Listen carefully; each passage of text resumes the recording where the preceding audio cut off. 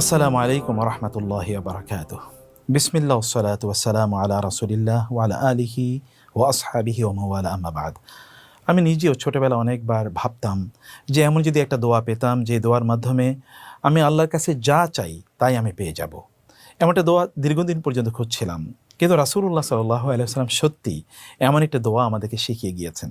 এবং ঘটনাটি ছিল এরকম, আনাস ইবনে মালিক রাদিয়াল্লাহু তাআলা আনহু তিনি বলছেন যে আমি একবার রাসূলুল্লাহ সাল্লাল্লাহু আলাইহি ওয়াসাল্লামের সাথে ছিলাম। কোনো একজন ব্যক্তি তিনি নামাজ আদায় করলেন, নামাজ আদায় করার পর তারপরে তিনি এই দোয়াটি পড়লেন, যে দোয়াটি আপনারা এখানে দেখতে পাচ্ছেন। দোয়াটি এরকম ছিল, আল্লাহুম্মা ইন্নী আসআলুকা বিআন্না লাকাল হামদু লা ইলাহা ইল্লা আনতা আল মান্নান বাদিউস সামাওয়াতি ওয়াল আরদি ইয়া যাল জালালি ওয়াল ইকরাম ইয়া হাইয়্যু ইয়া কাইয়্যুম। এই দোয়াটি তিনি পড়েছিলেন।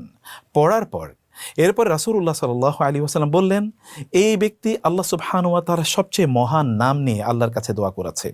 যেই নাম নিয়ে যদি আল্লাহ সুবহানাহু ওয়া তাআলার কাছে কোনো কিছু চাওয়া হয় তাহলে আল্লাহ সুবহানাহু ওয়া তাআলা তাকে তাই প্রদান করেন, এবং এই নাম নিয়ে যদি আল্লাহ সুবহানাহু ওয়া তাআলার কাছে প্রার্থনা করা হয় তাহলে আল্লাহ তাআলা সাথে সাথে উত্তর প্রদান করেন। সুবহানাল্লাহ। আমাদের কত সংকট আছে, কত কিছু আমাদের চাওয়ার প্রয়োজন আছে। আমরা এই দোয়াটি যদি পড়েই নামাজের পরে হোক অথবা অন্য যে কোনো সময় হোক আল্লাহর কাছে যদি চাই তাহলে আল্লাহ সুবহানাহু ওয়া তাআলা আমাদেরকে যাই চাই সেটি আল্লাহ সুবহানাহু ওয়া তাআলা আমাদেরকে প্রদান করবেন। তাহলে চলুন একটু দোয়াটি আমরা আগে একটু বুঝে নিই, তারপরে দোয়াটা আমরা মুখস্থ করব ইনশাআল্লাহ। আল্লাহুম্মা, হে আল্লাহ, ইন্নী আসআলুকা, আমি তোমার কাছে চাই, তোমার কাছে প্রার্থনা করি। ইন্নী নিশ্চয় আমি, আসআলুকা তোমার কাছে চাই, প্রার্থনা করি। বিআন্না কেননা, লাকাল হামদু তোমার জন্যেই, আলহামদু সকল প্রশংসা, সব প্রশংসার মালিক তুমি। লা ইলাহা কোনো ইলাহ নাই, ইল্লা আনতা তুমি ছাড়া কোনো ইলাহ নাই, একমাত্র ইলাহ তুমি, আমরা কেবল তোমারই ইবাদত করি। আল মান্নান তুমি তো কেবল দানকারী, তুমি কেবল প্রদান করো, কেবল দেয়ার অধিকার বা ক্ষমতা তোমারই আছে। বাদিউস সামাওয়াতি ওয়াল আরদি, বাদিউ মানে সৃষ্টিকারী, আস-সামাওয়াতি ওয়াল আরদ আসমান এবং জমিনের একমাত্র সৃষ্টিকারী তুমি।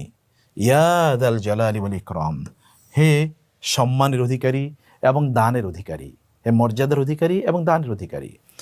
ইয়া হাইয়্যু ইয়া কাইয়্যুম হে চিরঞ্জীব, হে চিরবিরাজমান, হে অবিনশ্বর।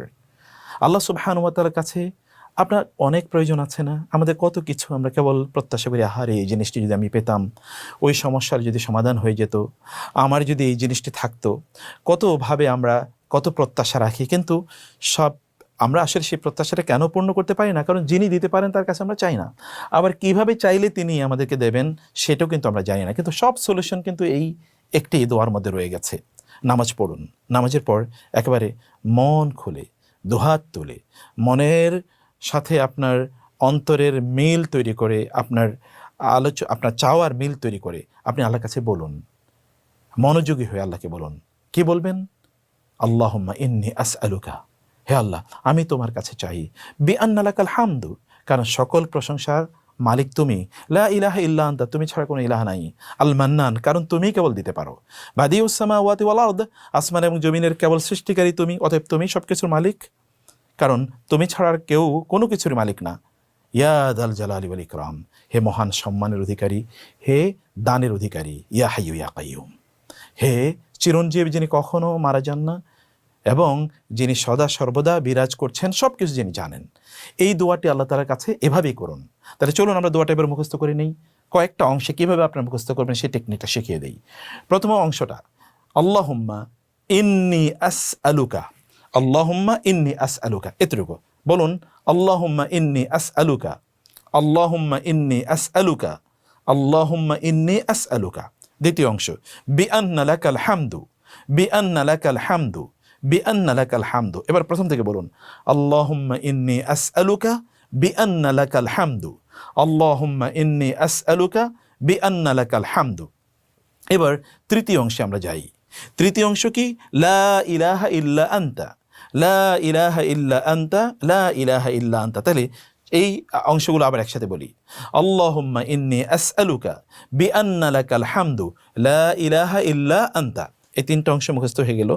এরপরের অংশটি আল মান্নান, বাদিউস সামাওয়াতি ওয়াল আরদি, আল মান্নানু বাদিউস সামাওয়াতি ওয়াল আরদি, আল মান্নান বাদিউস সামাওয়াতি ওয়াল আরদ। এবার শুরু থেকে আবার বলুন, আল্লাহুম্মা ইন্নী আসআলুকা বিআন্না লাকাল হামদু লা ইলাহা ইল্লা আনতা আল মান্নান বাদিউস সামাওয়াতি ওয়াল আরদ।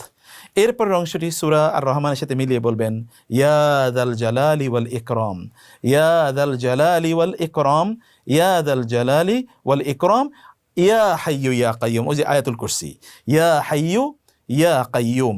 তাহলে আমরা এবার একসাথে যদি বলি, কিভাবে একসাথে বলবো? আল্লাহুম্মা ইন্নী আসআলুকা বিআন্না লাকাল হামদু লা ইলাহা ইল্লা আনতা আল মান্নান বাদিউস সামাওয়াতি ওয়াল আরদি ইয়া যাল জালালি ওয়াল ইকরাম, ইয়া হাইয়্যু ইয়া কাইয়্যুম। বলুন, এভাবে আল্লাহর কাছে একেবারে মনের মাধুরী মিশিয়ে বিনীতভাবে মাথাটাকে অবনত করে হাত দুটোকে উত্তোলিত করে আপনার কথাগুলো বলুন। বলতে ভুলবেন না। আপনি বলতে ভুললেই আপনি পাবেন না, আর যদি বলতে পারেন তাহলে পাবেন ইনশাআল্লাহ। আল্লাহ সুবহানাহু ওয়া তাআলা আমাদেরকে তার কাছে চাওয়ার তৌফিক দান করুন, আল্লাহুম্মা আমিন।